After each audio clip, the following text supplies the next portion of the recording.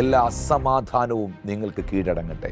യേശുവിൻ്റെ നാമത്തിൽ നിങ്ങളുടെ തലമുറകളോടുള്ള ബന്ധത്തിൽ, അവരുടെ വിദ്യാഭ്യാസത്തോടുള്ള ബന്ധത്തിൽ, അവരുടെ പഠനത്തോടുള്ള ബന്ധത്തിൽ നിൽക്കുന്ന എല്ലാ ഫൈറ്റിങ്ങുകളും നിങ്ങൾക്ക് കീഴടങ്ങട്ടെ.